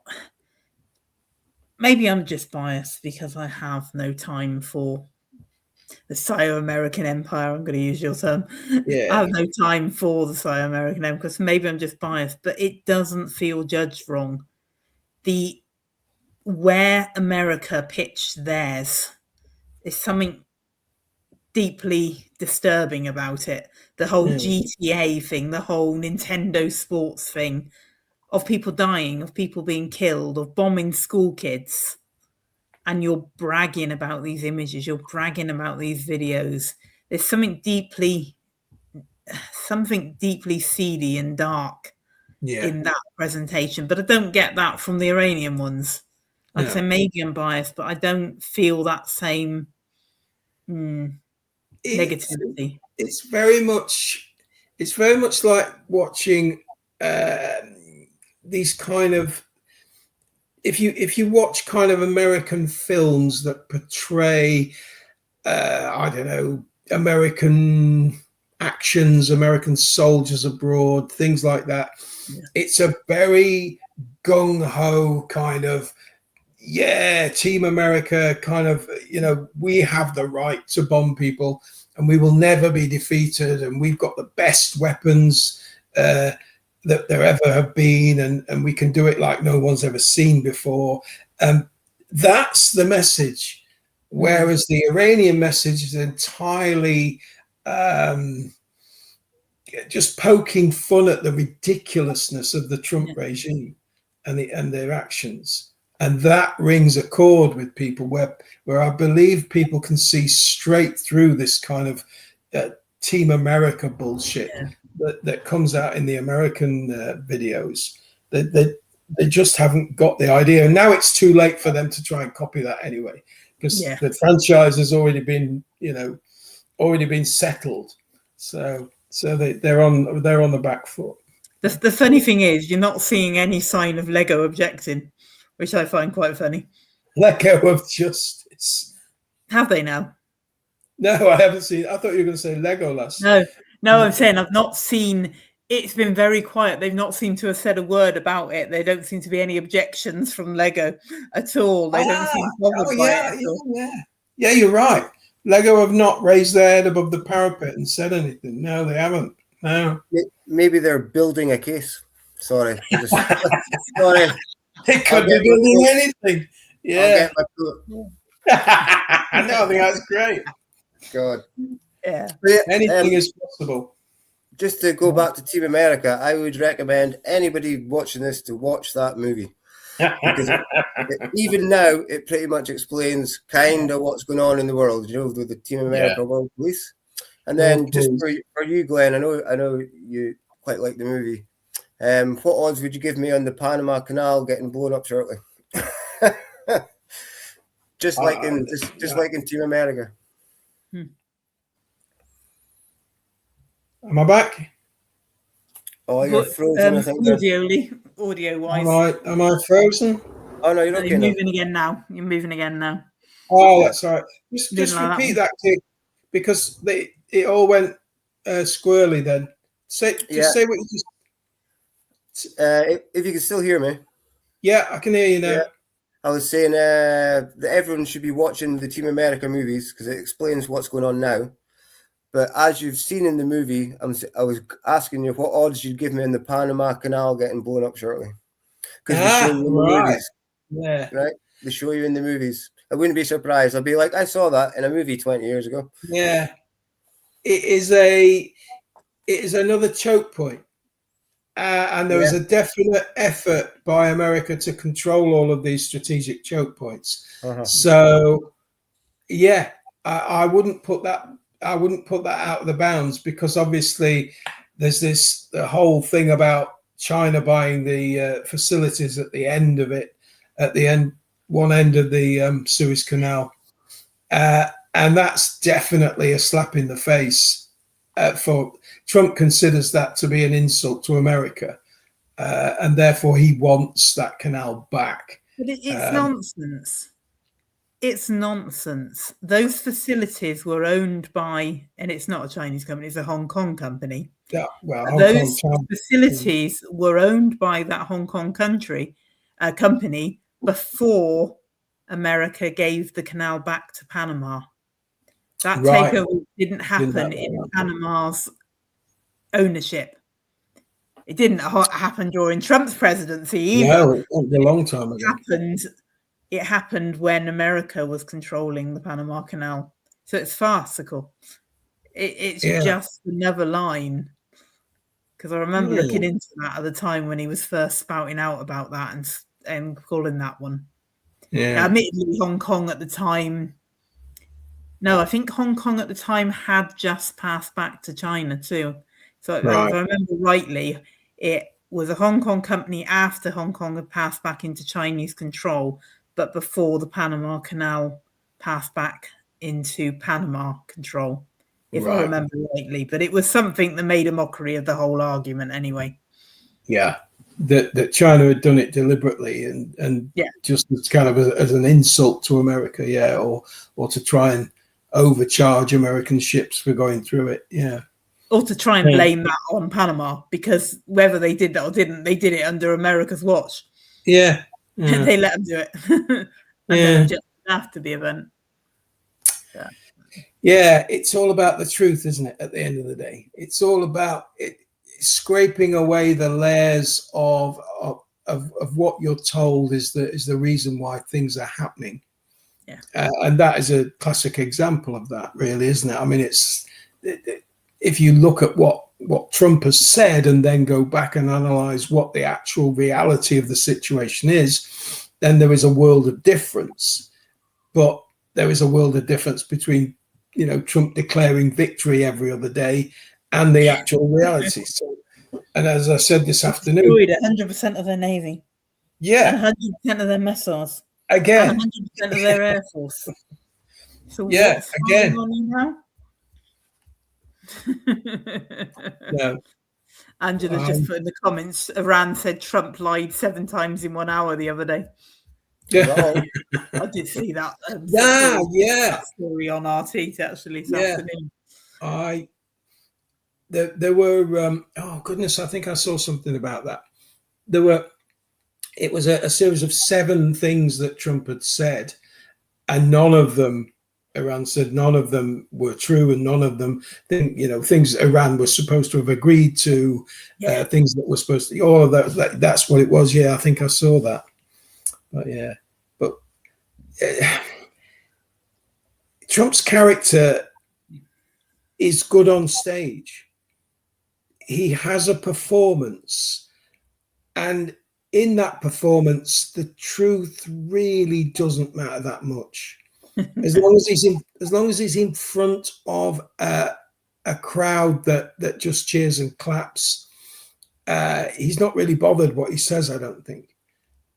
So he becomes detached from reality, and he just says things. He just says whatever he thinks might make them clap again, and that appears to be how his policies work. That there is a statement, but there is no real policy behind it. It's Simpsons. It's Simpsons again. Yeah. 9, 11. It's a thing between unmarried teenage mothers, something else, and something. This thing sounds scary. How much money shall I give? I think it's the one where Marge runs for president. But yeah, I remember that one. Yeah, I used to be the time when I was the biggest fan of The Simpsons was kind of it was fairly early in The Simpsons. It was during the Gulf War, the Gulf War One. And I happened to be walking around with a badge on my combats, and it was Bart Simpson saying, "Who needs this shit?" And I was pulled aside by this officer and said, "What's that?" I said, "It's a badge, sir." He said, "Yes, I fucking know it's a badge." He said, "What do you mean by that?" I said, "Well, I don't mean anything, really. It's Bart Simpson. I'm a big fan of Bart Simpson." "Well, take it off." And he made me take it off. So, and that was it. So I remember that. I used to watch Bart Simpson. And it was also the time of Blackadder, the one in the trenches. That was the same time. That was another thing I remember distinctly. We watched a lot of Blackadder.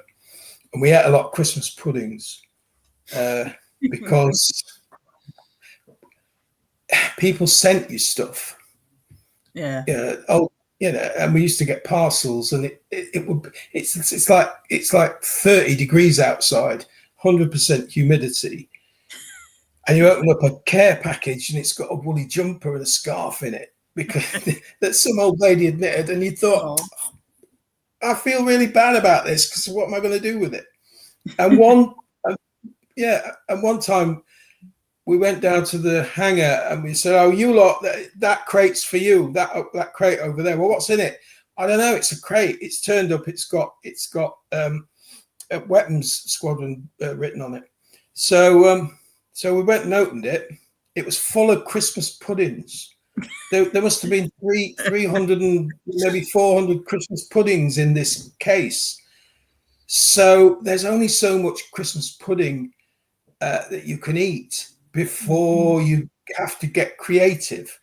So we had Christmas pudding modeling competitions.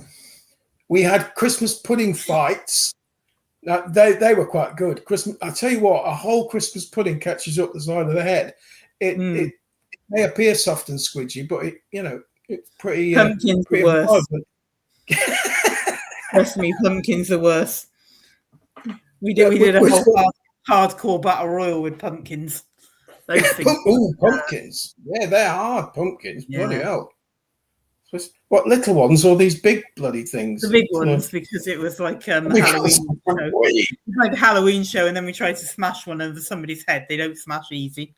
Ooh, It was hollowed out, but it still didn't smash easy. I think they're that was quite hard on the outside, aren't they? Yeah. Ouch. Yeah. But I don't. We did all sorts to entertain ourselves. We had a plastic explosive modelling competition. That was really good.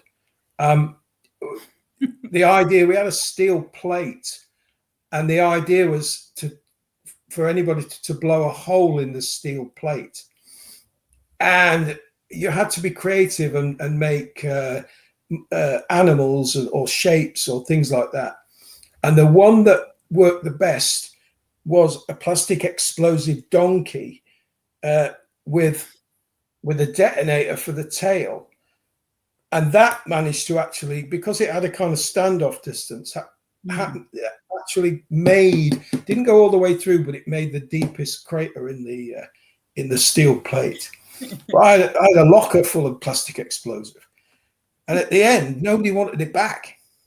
I had to go and beg people to take it back. So what am I going to do with all this? Well, I don't know. Well, I'll pass it up the chain.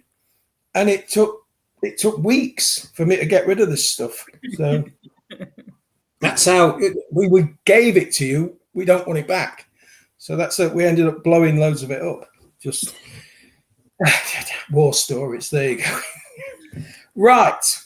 Having got to ridiculous war stories, I think we can probably start to wind this up. Unless there's anything anyone's particularly got that's poignant or they're really sort of missed out on saying. Is there anything like that? No? Not really. So we can do thoughts if you want. If I could just finish with, I did come across a little news story today about a shooting in Louisiana. I think it's at least 8 people are sadly passed away, and including a 1-year-old. So tragic as ever from America. So if you're over there, my thoughts go out to you. And if you're affected by it at all, anywhere in the world, my thoughts are with you. And maybe that's just another poignant to remember that whatever faith or religion or beliefs you have, try and be nice to each other. Look out for your neighbor. Look after your friends. Try and do some good in the world. Do one tiny little thing. It'll maybe start a ripple and improve other people's lives along the way. So peace to you all. Excellent, Keir. Thank you for that.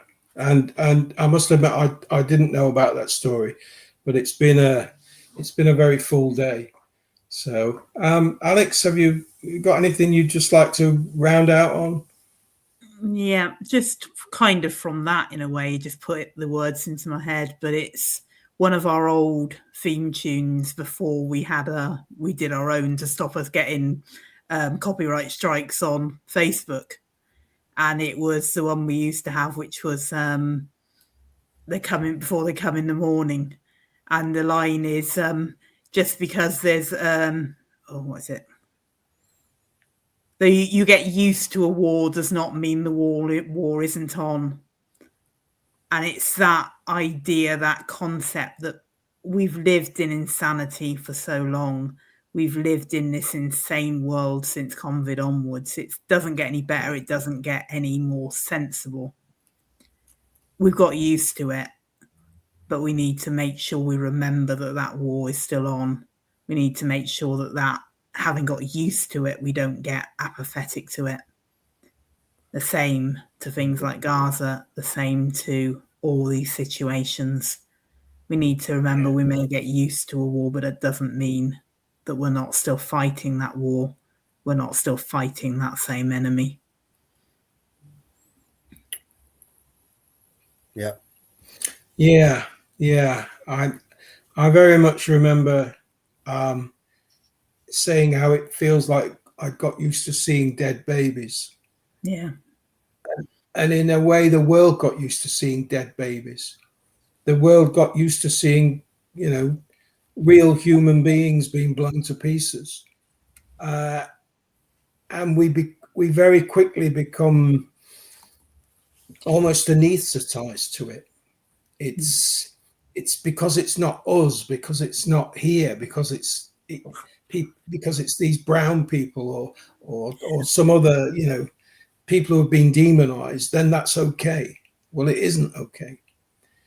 But this is the sadness of the world where we live, where wars have become the norm rather than the exception, rather than it being an abomination. It's become an everyday thing, and we feel, it feels very much to me like we are in that forever war that just keeps going on and on and on. But I'll try and end up on a positive note. I very much thank Kia for being with us again. You've been a great guest tonight. You've been, and I don't really think about you as a guest anymore now. You are part of the team, Kia, and I'm going to ensure, and we're all going to ensure that you stay with us if you want to stay with us. So with that, I'll say good night to everyone, and we'll see you again soon. Alex will be on Tuesday with the Gleam in the North. Ian will hopefully be back again after his move. Now we are cutting in quite a considerable amount of slack because he's, you know, basically shifted his entire life, and that's no easy thing to do after the amount of time. It wasn't a voluntary thing. It's not something he wanted to do. And so it may take him some time to find his feet. But if he can do the Smokum, then he will be back on Wednesday with Smokum. I will be back on Thursday at 7:30 with the Man in Black. And we will be back again next Sunday, hopefully with Ian on the Gunman Show. And then later, perhaps with Keir, depending on if his work schedule's there, and hopefully with Angela as well. And we look forward to seeing you all there. And so with all that said, I wish you a very good night, good morning, good afternoon. Okay, bye-bye. Yeah. And I think Glenn actually meant Friday, not Thursday, unless I'm wrong. Did I say Thursday? You did say Thursday. I know you were Thursday for a long time, but just... Oh, yeah. I was a bit like you. Sorry. Well, hopefully people have better memories than I, and will realise that I meant Thursday. But I will realise that I meant Friday. It's a bit like Prince William, the Prince Andrew thing. Yeah. I couldn't get Prince Andrew right. It's like and then running rack at one point. Yeah. Until he started on Persia. Mental blocks. But I know the feeling I get. You realise, you know when I'm going to be back. So all of you loyal Jacobites out there, you know what the times are. So hopefully we don't have to remind you. So we'll see you all. We'll see you all next time. Okay. Good night. Good night. Take care.